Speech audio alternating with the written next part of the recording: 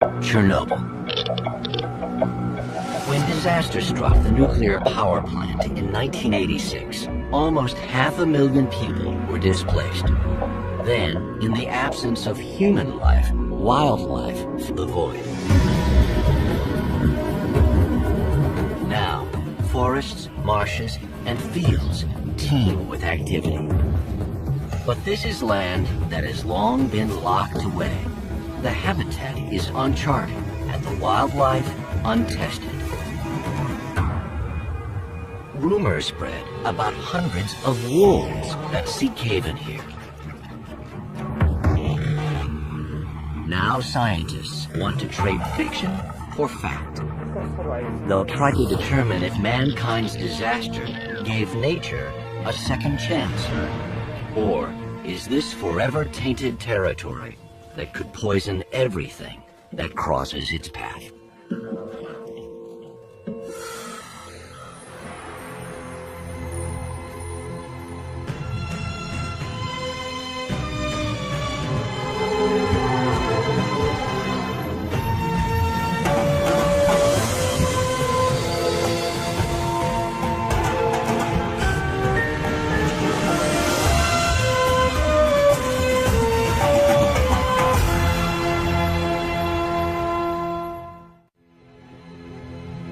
Nature is made possible in part by Canon.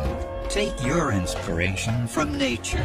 Leave it untouched by your presence. Capture its image and preserve it forever. Canon, living and working together to appreciate today and care for tomorrow. Additional funding provided by the Lillian Goldman Charitable Trust, the Philemon M. D'Agostino Foundation, the Corporation for Public Broadcasting, and by contributions to your PBS station from viewers like you. Thank you.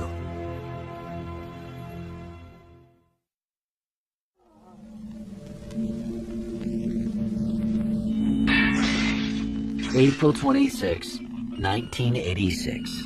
Meltdown at Block 4 of the Chernobyl nuclear power plant in the southwest of the Soviet Union. The equivalent radiation of 400 Hiroshima bombs is released. 400,000 people are forced from their homes forever. Clouds of radioactive dust drift across Europe. Contamination on a continental scale. Hardest hit is an area of almost 1,100 square miles around the reactor.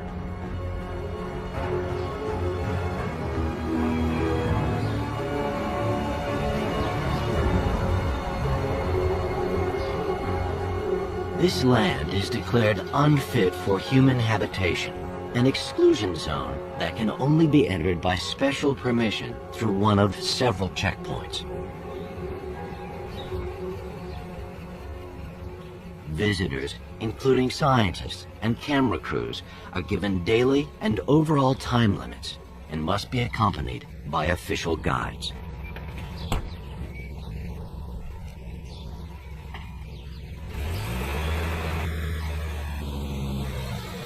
Here, the well-kept countryside suddenly ends.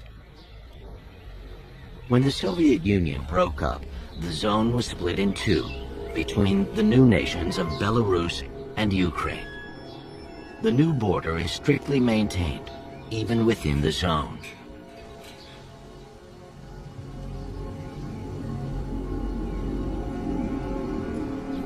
Beyond the checkpoints, it's a different world. A world without humans.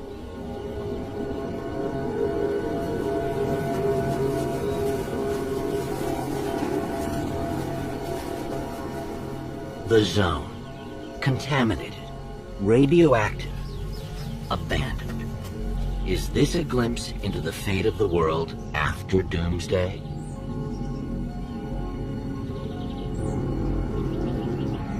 When humans fled, wildlife stayed behind.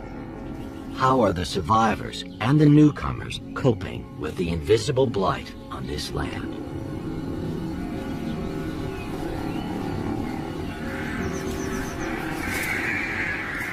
residents and migrants alike know nothing of the lurking danger.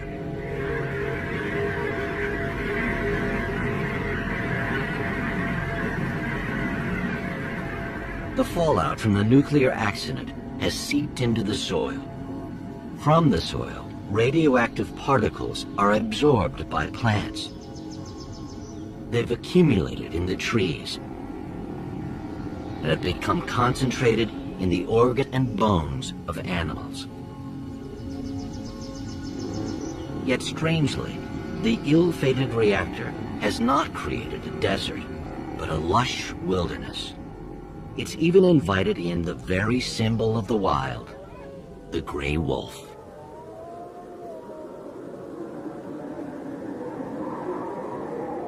For years, rumors have been escalating about the number of wolves in the zone. Some say 300 or more. German scientists Barbara and Christoph Bromberger are carnivore experts. They've studied wolves around the world, but never in such strange circumstances. The Brombergers are here to start a long-term study to be continued by local scientists. They're hoping to answer some fundamental questions. How many wolves actually live in the zone? Are they indigenous or recent immigrants? And is the zone's wolf population any different from populations in clean areas? These moose bones have been crushed by wolves. It's a chance to find out whether the wolves' diet is contaminated.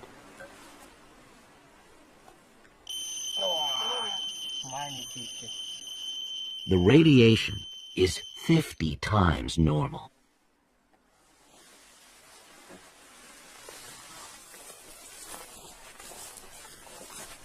There are plenty of fresh wolf tracks here along the bank of the Pripyat River. A wolf has been marking this young pine, making it the perfect place for a trap. The protective gear is to prevent contact with contaminated soil and to avoid traces of human scent.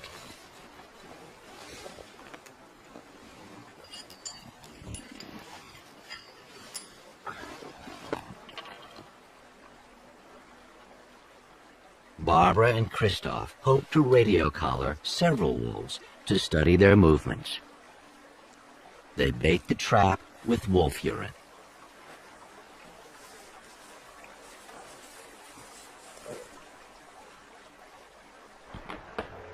That afternoon, the ice on the Pripyat River shatters.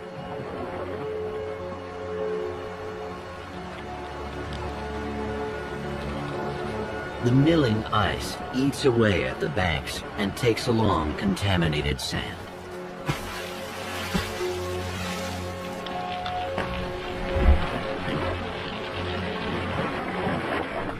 Since the last ice age, the shifting river has shaped and reshaped the land around Chernobyl.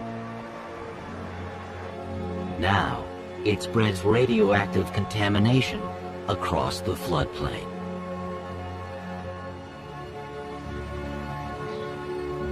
The wolf traps are set far and wide, and to patrol them, Barbara and Christoph team up with local colleagues. They carry dosimeters that constantly monitor radioactivity, but they don't need protective gear as long as they don't dig in the soil. That was not the case in the spring of 1986. Great volumes of contaminated soil were removed and carted away. Entire villages were buried, a task that continues today. Tens of thousands of so-called liquidators were deployed to contain the horror of the nuclear disaster.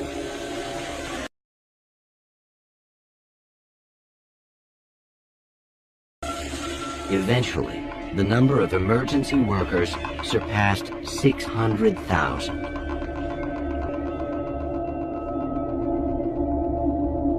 some 150 village communities were relocated. The people were mostly rural workers on collective farms. Farms that are now abandoned.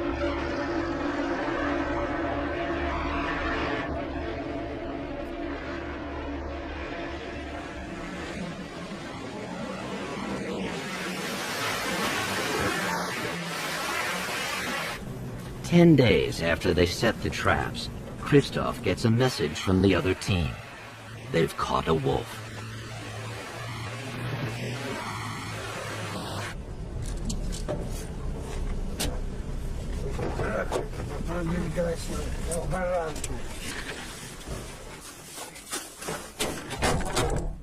The state of the wolf population says a lot about an entire ecosystem. As the top predators here, wolves are an indicator of the radioactivity across all of Chernobyl.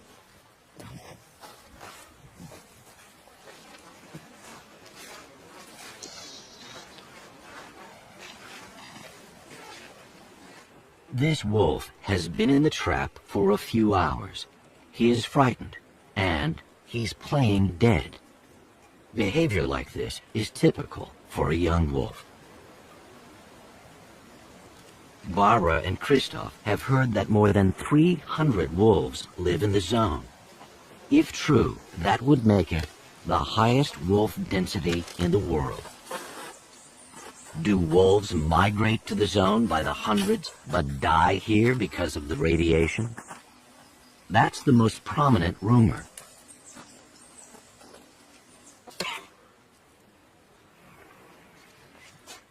Or is the opposite true? Were all these wolves born here because there were no humans to hunt their parents and their prey?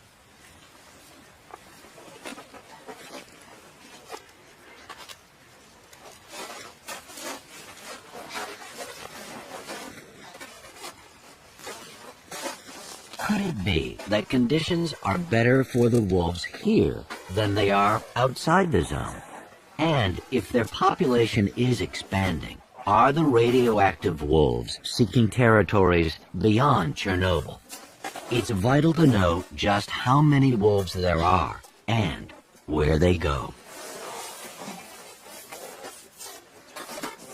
The paw that was in the trap seems to be fine.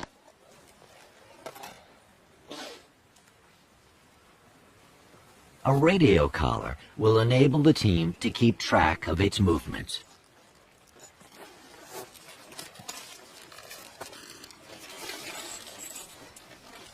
Face masks matter now. The wolf's fur is almost certainly radioactive. Simple exposure to this low level is not the problem. But if Barbara and Christoph ingested any radioactive hairs, they would be poisoned. The size and state of the teeth confirm that this is a yearling, born in the very heart of the zone. Strong evidence of an indigenous population. The wolf's GPS transmitter will deliver daily pinpoint data to the local scientists who will soon take over.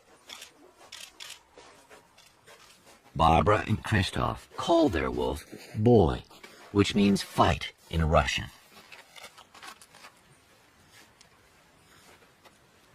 They've successfully launched the study and wish Boy well.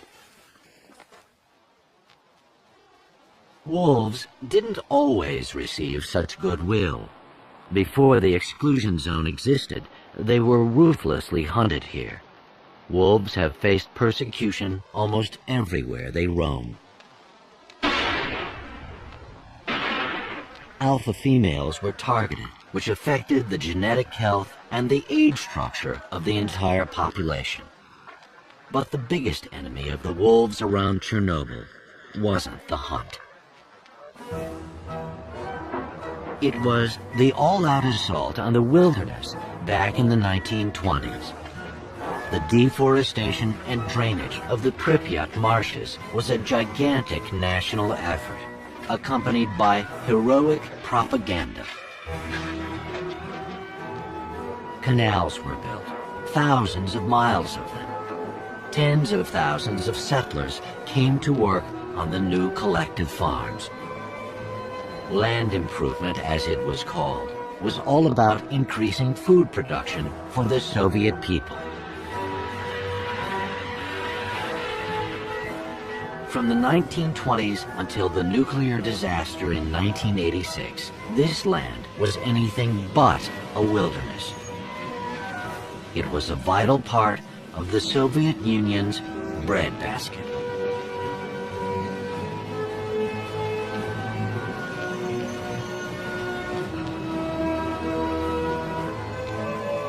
Today, the land outside the zone still looks the same. Drainage canals and wheat fields stretching to the horizon. But what became of the canals and wheat fields inside the zone? Forests and fields have been flooded, thanks to the return of beavers. Beavers are native to Belarus, but they were an obstacle to farming, and so were persecuted like the wolves. With this stretch of the Pripyat now free of people, it didn't take long for beavers to reappear.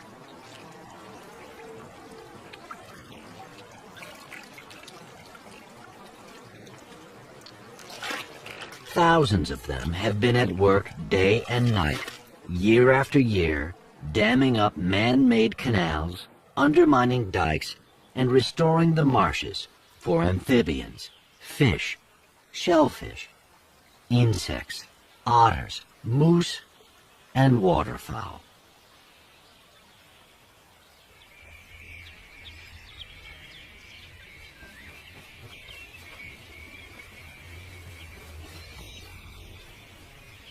The notorious Pripyat marshes were once so vast they stopped the army of Genghis Khan. Now the swamps are back, thanks to a nuclear reactor and Europe's biggest rodent.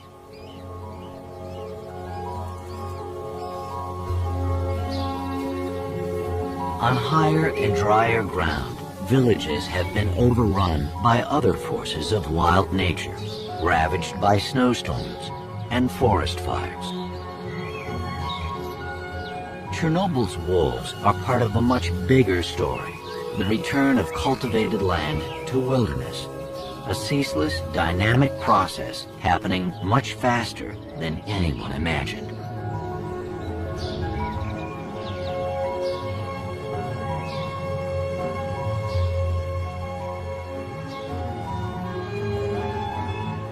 Here, aging fruit trees collapse onto roofs.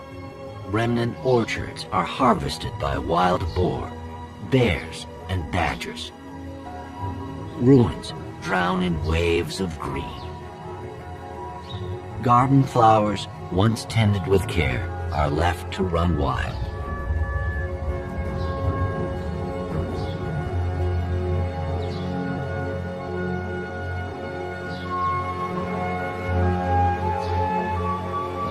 At the entrance of each village, a rough stone recalls its name and the number of people for whom it was home.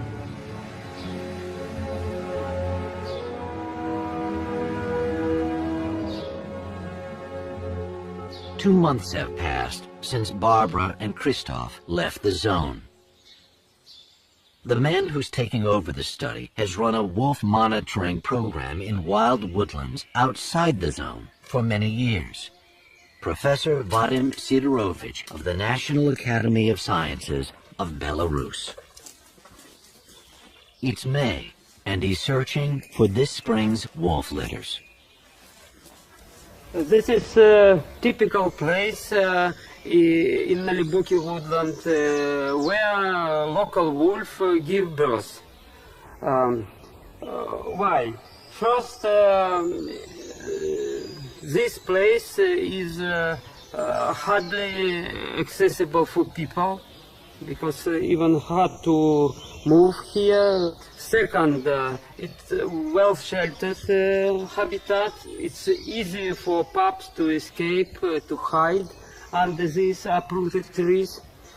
And third, there is enough water because stream nearby, so even in summer drought, there is water for pups to drink. Anyone with less field experience and local knowledge than Vadim would never find a wolf den in this jungle.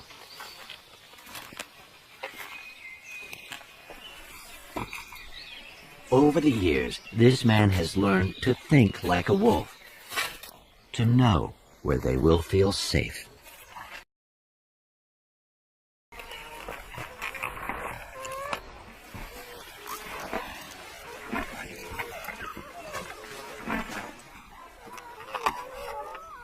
These pups are just a few hours old.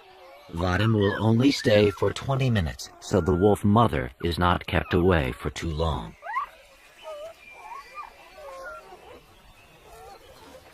He counts the number of pups in the litter. He notes the sex of each pup and checks its health.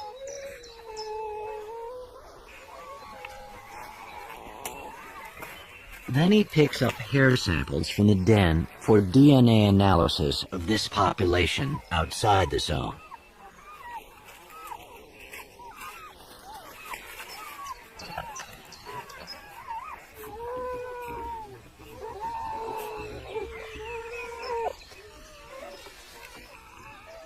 And plucks a few hairs from the pups as well.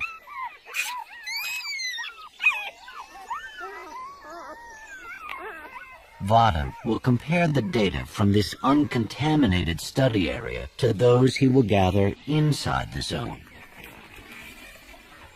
The professor and his team will explore the Belarusian part of the zone.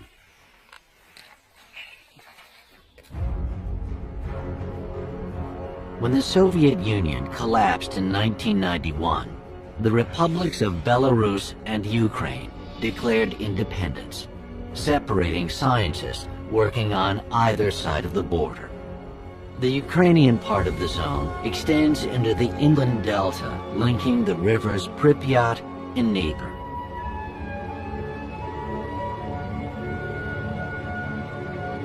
This is the site of the Chernobyl nuclear plant. In the very shadow of the reactor, Ukrainian wolf expert Marina Shkvirya has begun her own investigation of the wolves.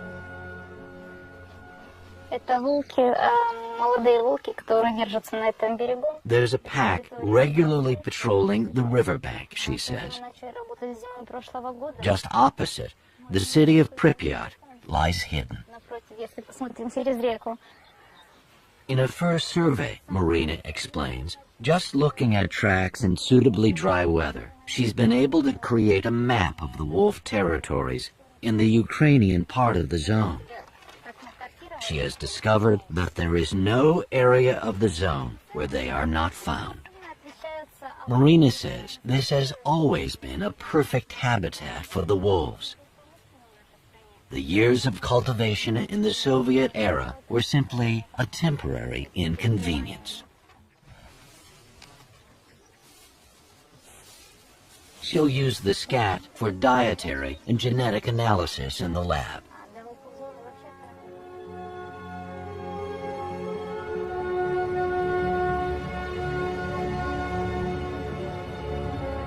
The ghost city of Pripyat was once a thriving metropolis of 58,000 people, built near the old Jewish trading port of Chernobyl.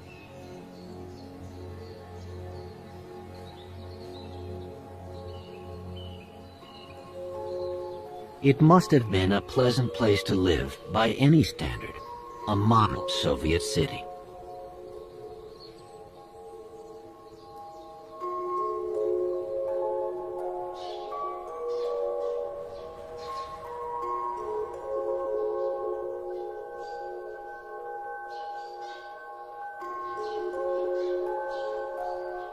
This is the central square, where rose and jasmine bushes and trees flanking the avenues grow in unbridled profusion.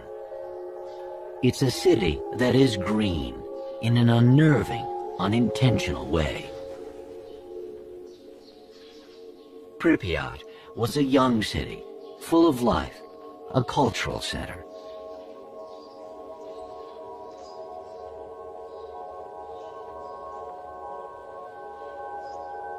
Well-educated and privileged engineers and scientists from the nuclear plant, research labs, and military installations raised their families here.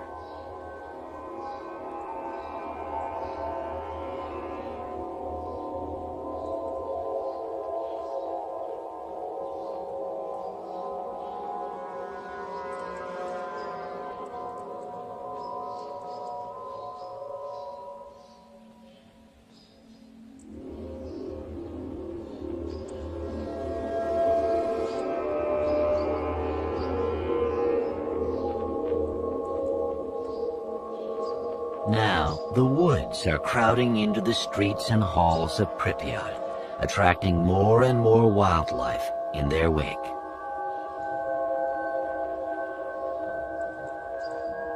On the Belarusian side of the zone, Professor Sidorovich is examining wolf skeletons.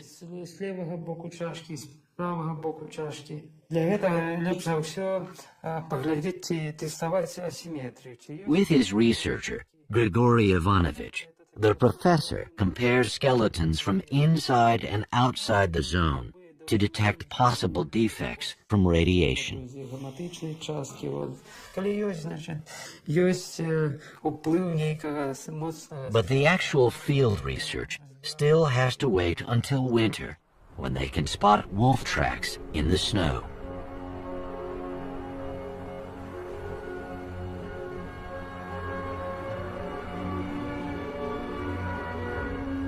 Today, after a snowstorm, 2 members of the study group are preparing to do just that. Another wolf has been collared in addition to Boy, a female yearling named Lara. On the electronic map, the researchers find the wolves' most recent GPS position, the deserted village of Krasna Zelya. The GPS record shows that the youngsters have spent the best part of this year together, always roaming around that village. That means they're siblings. But are they part of a pack? Fresh tracks may give the answer.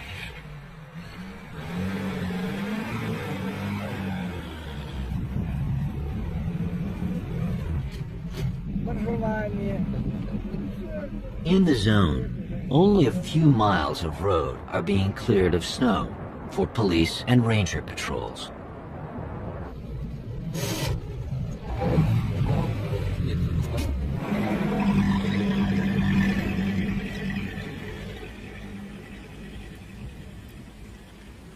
The bright side is that many animals now use these roads, so tracks and wolves are easy to see. An injured moose. The wolves will soon spot her. This white-tailed eagle is waiting for them to do their job. Wolf kills help eagles through the winter when the lakes are frozen and they can't fish.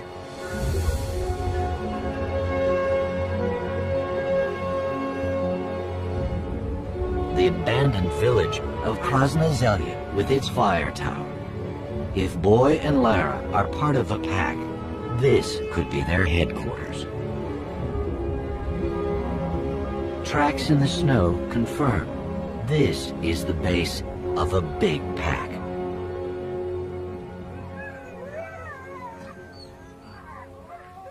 Krasna Zelya is surrounded by high, open ground. The shelter it offers and nearby water make this place attractive to wolves.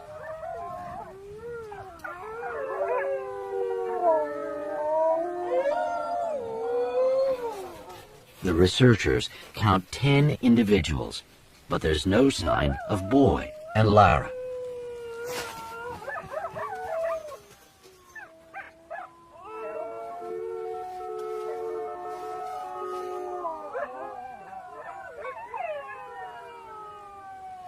From the rooftops, the wolves scan the landscape for deer, wild boar, or the occasional bison calf.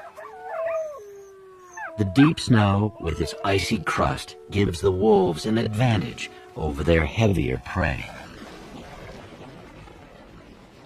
But for this meal, the wolves didn't even have to hunt.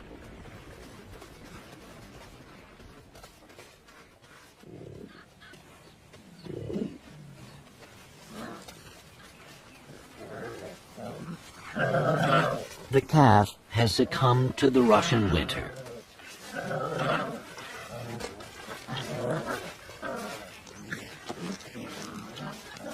The adults are Europe's heaviest animals, too mighty for wolves to bring down. Bison have survived in Belarus and Poland since the Ice Age. Once it became obvious that other wildlife was thriving here, they were reintroduced to the zone in 1998.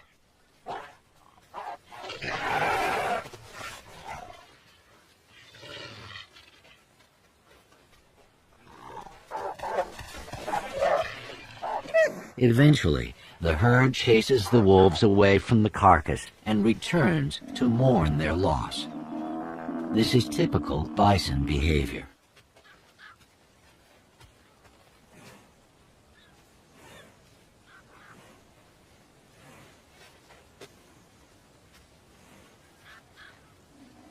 The three herds in the Belarusian part of the zone are gradually growing. To Belarusians, the bison is the ancient icon of the wild woods.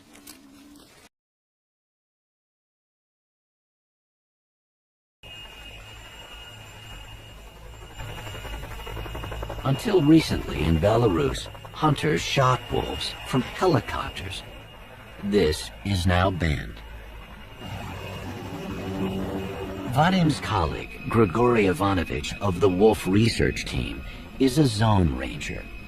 He used to hunt wolves himself, but now flies over the zone spreading vaccination baits for wolves, foxes, and raccoon dogs to protect them against rabies.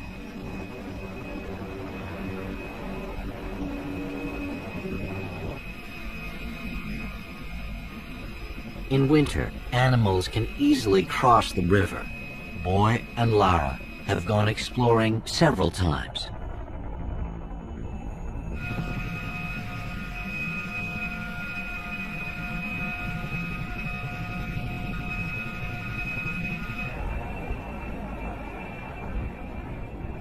This abandoned factory attracts wildlife because it offers shelter in harsh weather. The entire area is crisscrossed with wolf tracks.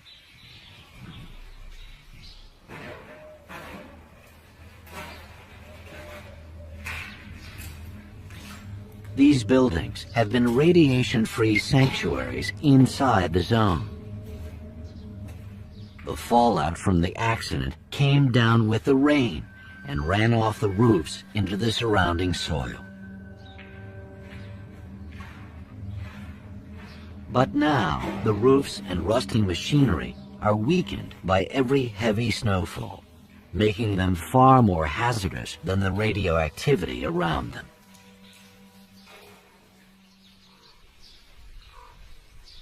For big herbivores, winter is a desperate season. For wolves, it's just the opposite. Hunting is easy now, or even unnecessary.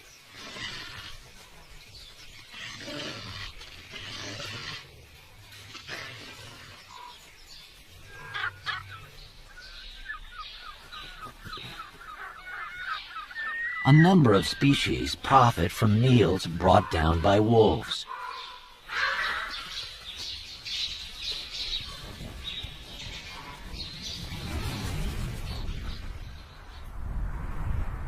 Ravens and white-tailed eagles often lead the researchers to the wolves' kills.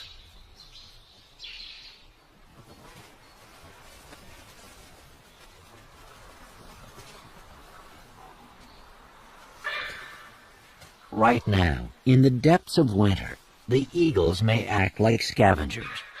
but they're really top predators, just like the wolves. Seeing them here in such numbers is another indication that this ecosystem is in robust health.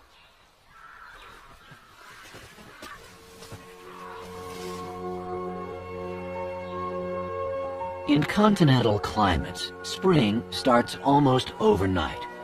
Convenient winter highways suddenly turn into impassable barriers.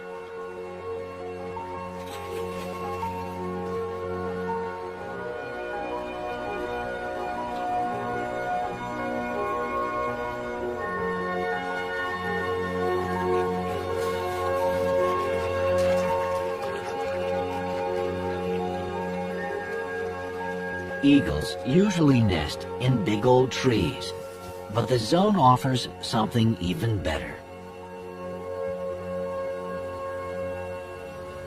The zone's fire towers are manned only in the tinder dry summer months. Eagles need them in the spring, so a timeshare is easy to arrange.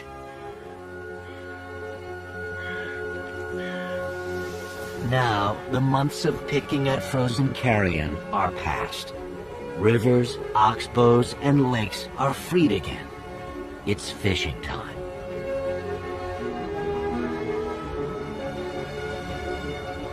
When the snow melts in the Carpathian Mountains nearly 400 miles to the southwest, the Pripyat River spreads out.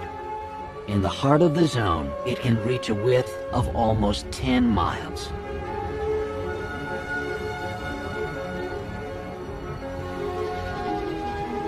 The water level rises by 25 feet. With dikes and canals all but destroyed, the Pripyat floods the abandoned fields and villages, accelerating the land's return to wilderness.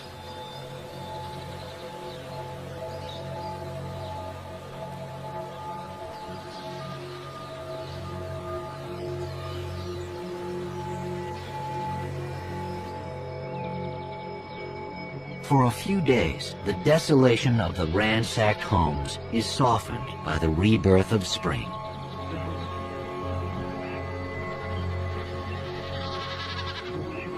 Blossoming orchards are a legacy of Chernobyl's happier days. The fruit trees are a sweet temptation for wildlife. In the autumn, many animals will come for a treat.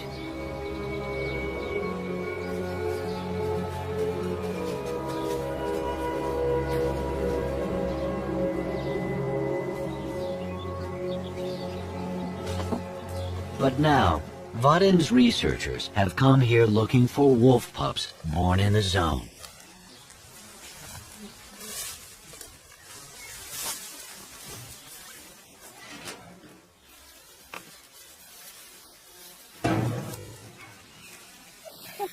These pups are about 3 weeks old.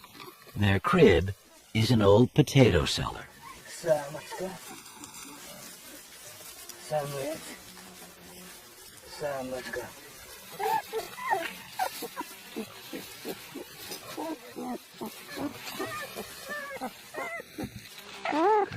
Grigori has found 3 litters, final proof that there is an indigenous population thriving in the very heart of the zone. Scientists, rangers, and guards are only given a limited time in the zone to keep total radiation exposure down to a safe level.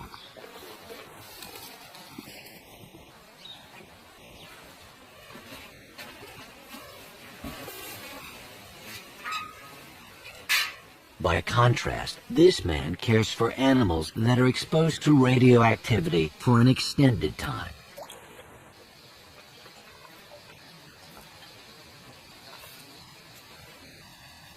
White rats are often stand-ins for humans in potentially dangerous experiments. After their exposure period, the rats are taken to a lab for a series of tests. So far, it is not proving easy to establish clear links between low-level long-term radiation and health risks, even in the rats, let alone in humans. But scientists will continue to monitor these rats for any ill effects. Environmental studies do not focus on individuals.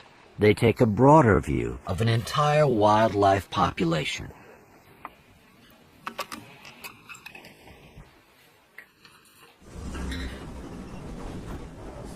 One important study of the effects of a radioactive environment on wildlife is being conducted in a highly contaminated area close to the reactor.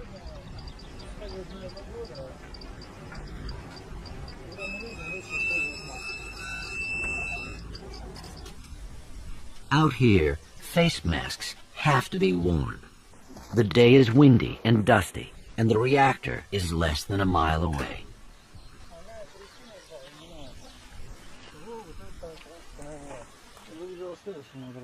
The wind direction at the time of the explosion and the fire is clearly marked on the fallout map. This is the site of the infamous red forest that in the months after the disaster turned rusty red. Today, though it is far from clean, the forest is green again. A 6-year study of dormice living in this contaminated area is also showing evidence of nature's resilience.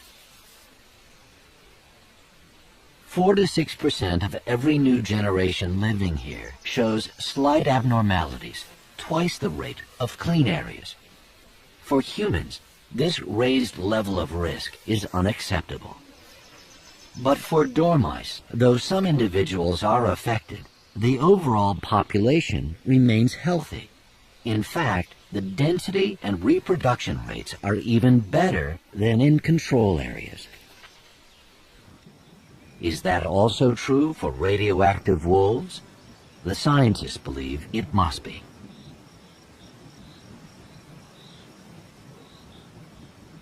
Back in Krasnozelye, Vadim and Grigory are worried. For weeks, Boy's and Lara's GPS transmitters have been silent. Fortunately, the wolves also have radio tags. Maybe they can be spotted from the fire tower with the aid of a tracking antenna.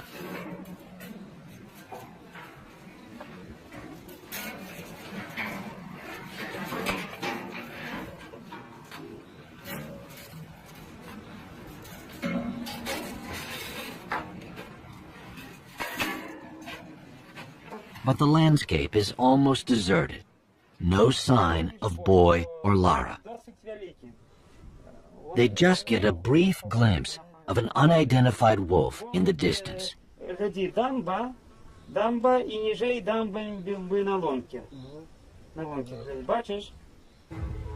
Looking in the opposite direction, just over the border in Ukraine, the ghost city of Pripyat is suffocating in extreme summer heat. With temperatures of 113 degrees at high noon, even the streets of a living city would be empty. But ornithologist Sergei Domashevsky is undeterred.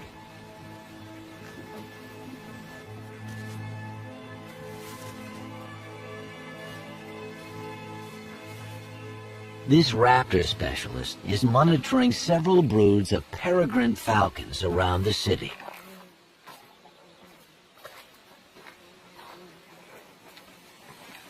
If raptors are doing well, the populations of their prey must be fine too.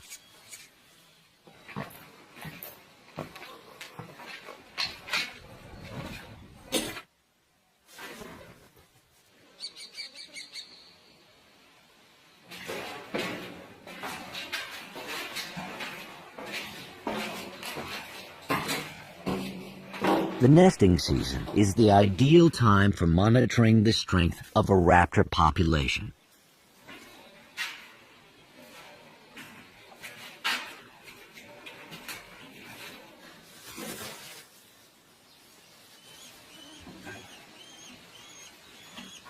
Sergei is interested in the size and development of falcon broods and in their survival rate.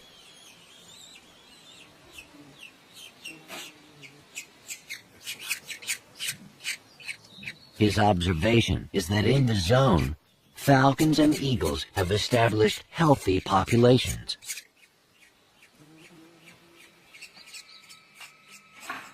From many of Pripyat's tower blocks, there's a view of the reactor that abruptly froze the city's history. Chernobyl's man-made cooling pond is highly contaminated. A long, narrow causeway links the shore to a small island. Giant catfish, 8 feet long and more, thrive here. They're too big to be hunted, even by these huge white-tailed eagles. The stunning size of the pond's catfish and carp has nothing to do with radioactivity, but rather with their age. The fish keep growing all their lives. Catfish can live for almost a century. Since the meltdown, these survivors have lived undisturbed in the shadow of the reactor. Out on the small island, in the middle of the pond, white-tailed eagles come to eat their prey. These Amur carp look to have weighed 30 to 40 pounds. The eagles must have dragged them ashore. Their talon marks convey the power of these birds. The researchers want to check how contaminated the fish bones are.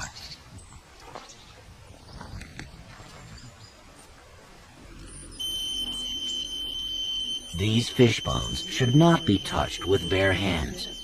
What this contamination does to the eels is still not known.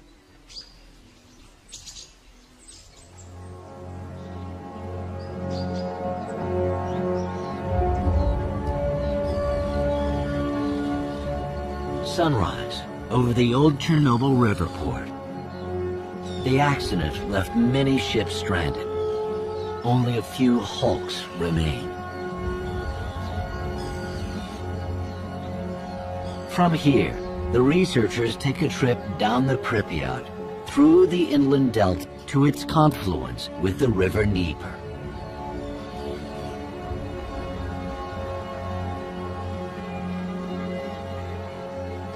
This is one of Europe's largest and most crucial habitats for waterfowl. Flowing waterways have long been clear of radiation. Out here, the fish can safely be eaten, even by humans.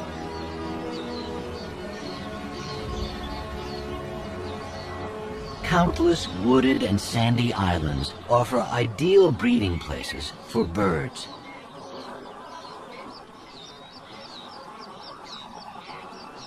There are colonies of sand martins, cormorants, cranes, and herons, around 120 species in all.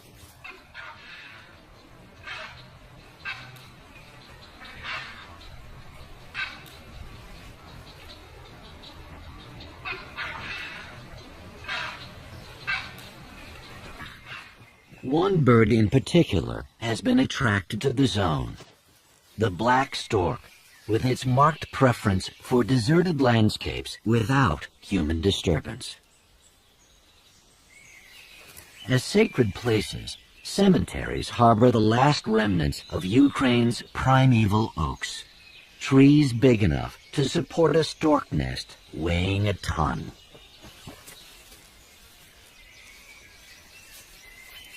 On one official day each year, friends and relatives come to visit the dead. The rest of the year belongs to the storks.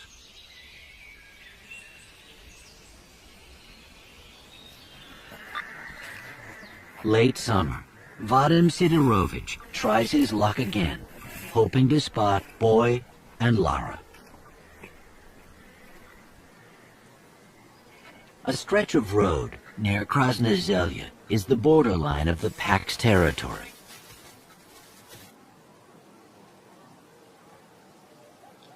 The road is always dotted by fresh scat marks, especially this bridge over an old drainage canal. Vadim has picked up Boy's signal from two positions, He must be nearby, somewhere down this road.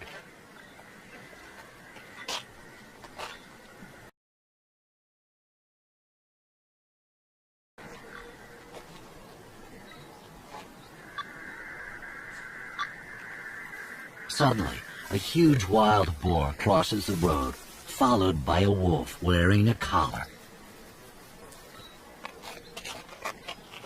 It's Boy.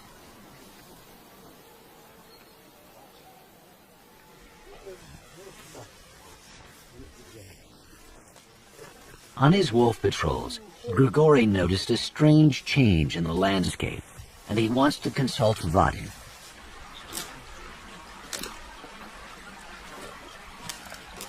Many beaver dams have decayed and are destroyed. In some areas, the water level is sinking, and Grigory suspects that wolves are involved.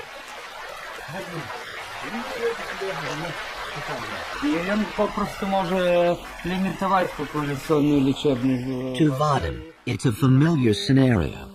The wolves here in the south, he says, are quite a bit smaller than the wolves farther north. So they keep risky attacks on big animals to a minimum. Instead, they target beavers, which are easy to hunt and abundant. In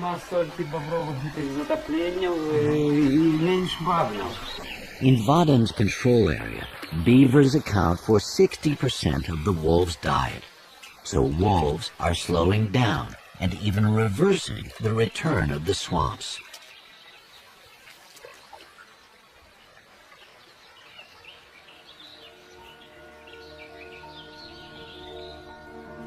Since the last ice age, this land was roamed not only by big hooved animals like moose, deer, and bison, but also by wild horses.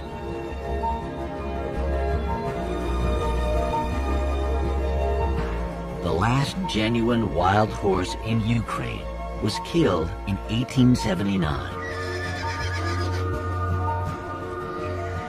Now the last species of wild horse left on Earth is the Przewalski, which only survived in captivity.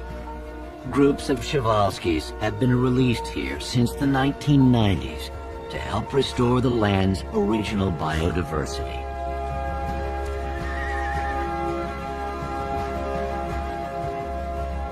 At the rate they have been reproducing, there should be about 200 individuals. But Ukrainian poachers have left just 60.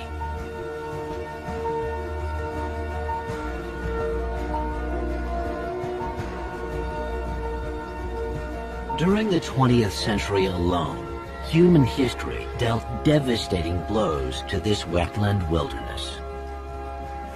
It has been ravaged by the battles of 2 world wars and the improvement craze of the Stalin era. Ironically, the world's biggest nuclear disaster has turned it into a unique refuge for endangered species.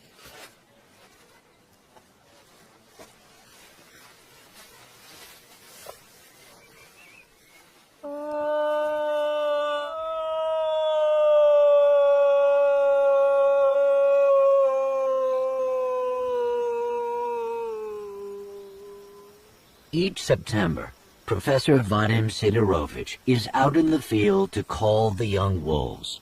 It's a way to see each litter and estimate their survival rate.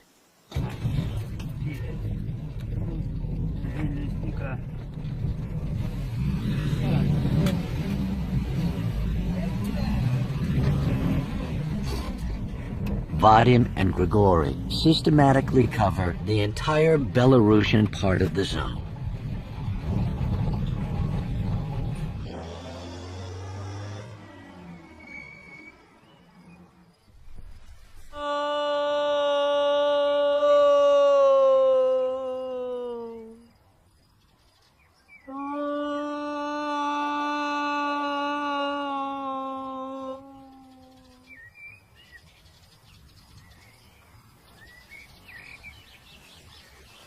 Wolves have been Vadim's life.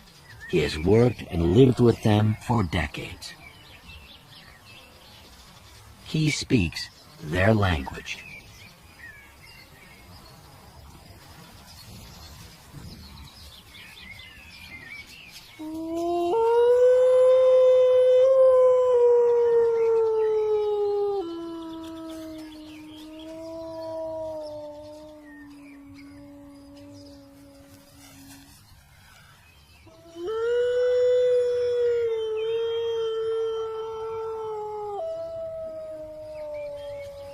Within a week, Vadim identifies the territories of 17 packs.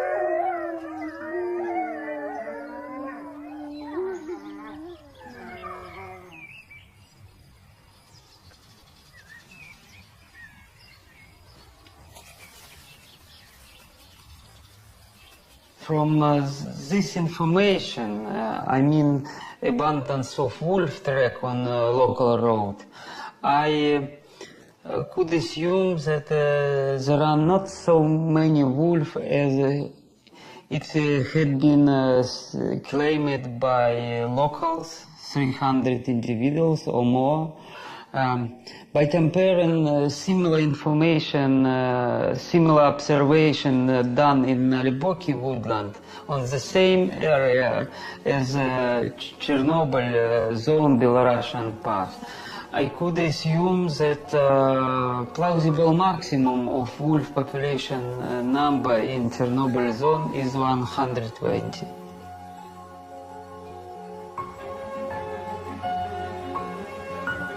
So, 25 years after the Chernobyl accident, the wolf population in the zone appears to be the same as in a clean reference area. No more, no less.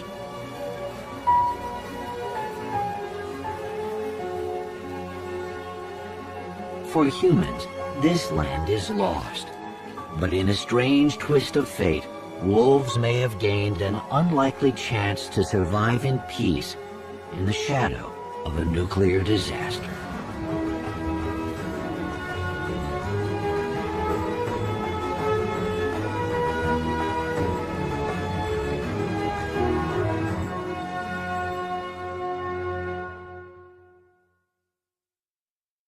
Turn to PBS for stories that define the American experience. It was wild and out of control. A flash, apparently official. Revealing our strengths, County Commander Hoover now. our struggles, He said it is madness beyond measure. putting you into history and taking you to the moment. These are our stories. It's felt experience. Our American experience, only on PBS. Next time on Nature, the Everglades watery oasis has been invaded by giants. We got another one over here. Dumped by owners. And by accident, Burmese pythons thrive here. I've caught 100 or 200 of the snakes. Now, an ecosystem is in jeopardy. They will eat almost any animal out there, Endangered species are threatened, no matter how big or small. and a battle has begun.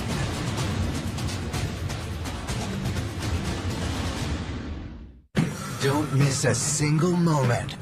Now you can watch Nature online. Go to pbs.org to screen complete episodes from this season and seasons past.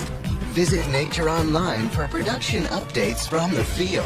Well, here we are on the Alaska coast. Go behind the scenes with our filmmakers We also used a borescope lens, and that allowed us to put the lens right into a flower. and get connected with Nature's online community. All at pbs.org. Nature is made possible in part by Canon. Take your inspiration from nature. Leave it untouched by your presence. Capture its image and preserve it forever. Canon, living and working together to appreciate today and care for tomorrow. Additional funding provided by the Lillian Goldman Charitable Trust, the Philemon M. D'Agostino Foundation,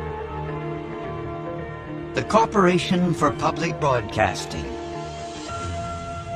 and by contributions to your PBS station from viewers like you. Thank you. This nature program is available on DVD and Blu-ray. To order, call 1-800-336-1917.